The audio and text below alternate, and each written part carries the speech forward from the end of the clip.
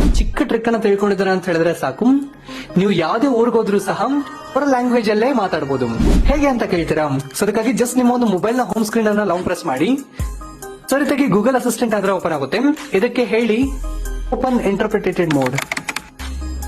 Got it. What language do you want translated? So ಈ ಒಂದು ಜಾಗದಲ್ಲಿ ನೀವಾದ್ರೆ ಕನ್ನಡನ ಸೆಲೆಕ್ಟ್ ಮಾಡ್ಕೊಳ್ಳಿ. ಸೊ ಆಪೋನೆಂಟ್ ಏನ್ ಮಾತಾಡ್ತಾರೋ ಆ ಒಂದು ಲ್ಯಾಂಗ್ವೇಜ್ ಅನ್ನ ಸೆಲೆಕ್ಟ್ ಮಾಡಿ. ಈಗ ಎಕ್ಸಾಂಪಲ್ ಗೆ ನಾನು ಇಂಗ್ಲಿಷ್ ಅನ್ನ ಸೆಲೆಕ್ಟ್ ಮಾಡ್ತೀನಿ.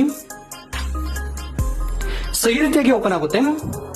ಈ ಒಂದು ಜಾಗದಲ್ಲಿ ನೀವು ಅವ್ರಿಗೆ ಏನ್ ಹೇಳ್ಬೇಕು ಅಂತ ಅನ್ಕೊಳ್ತಿರೋ ಇದನ್ನ ಕ್ಲಿಕ್ ಮಾಡಿ ಹೇಳಿ, ನನಗೆ ಕನ್ನಡ ಬಿಟ್ಟು ಬೇರೆ ಭಾಷೆ ಮಾತನಾಡಲು ಬರೋದಿಲ್ಲ.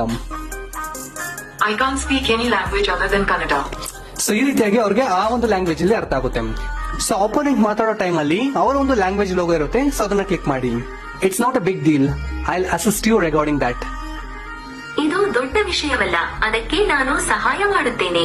ಸೊ ಈ ರೀತಿಯಾಗಿ ನೀವು ಯಾವುದೇ ಪ್ಲೇಸ್ಗೆ ಹೋದ್ರೂ ಸಹ ಈಸಿಯಾಗಿ ಅವರ ಒಂದು ಭಾಷೆಯಲ್ಲೇ ಮಾತಾಡಬಹುದು.